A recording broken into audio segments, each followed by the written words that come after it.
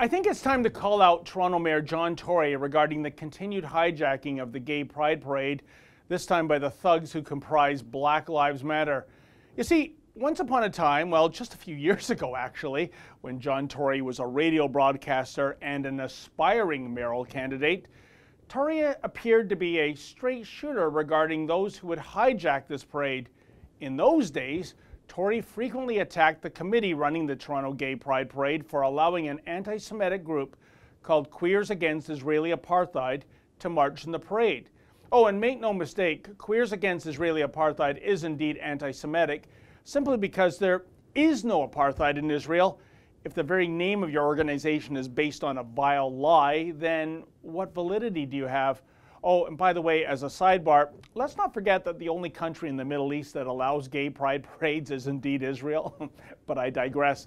In any event, back in 2014, Tory was quite forceful with his denunciation of this group. He maintained that if Queers Against Israeli Apartheid is allowed to participate in future gay pride parades, then the city should cut taxpayer funding to the parade. And hey, if Queers Against Israeli Apartheid wants to promote their vile propaganda, fine.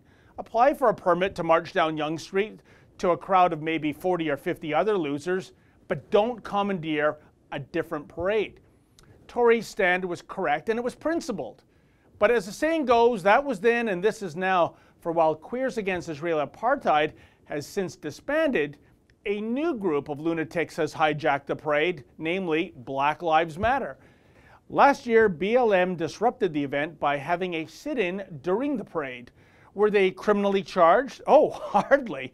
Instead, BLM seems to be calling the shots when it comes to the guest list for the Gay Pride Parade this year. For example, BLM demanded that police shouldn't be part of the parade, and incredibly, Black Lives Matter is more or less getting its way. You see, police officers can show up, but not in uniform.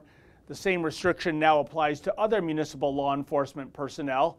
So the message is clear, albeit perverse. These individuals are allowed to come to the parade, but please, guys, stay in the closet. So the question arises, what happened to John Tory's spine since he became mayor? He could have supported a motion that was up for debate at council recently in which the city was going to withhold $260,000 in taxpayer funding of the parade if the committee didn't change its no uniforms policy. But that motion failed and even His Honor, Mayor Tory, voted against it. What's more, if Queers Against Israeli Apartheid was still active, I have little doubt that Tory would probably hold his nose and turn a blind eye to that group too, despite his previous bravado. So again, the question arises, what happened to John Tory's principled stand against odious groups that would hijack the Gay Pride Parade for their own agendas? Or was that sort of bluster employed just to make him look good to voters before he got the job of mayor? It sure looks that way, given that once Citizen Tory became Mayor Tory, he immediately gulped down the politically correct left-wing Kool-Aid and quickly went native. Hey, after all, who wants to rock the boat when you're comfortably ensconced in the captain's seat? For the Rebel.media, I'm David the Menzoid Menzies. Like what you just saw, then click subscribe below and never miss another Rebel video.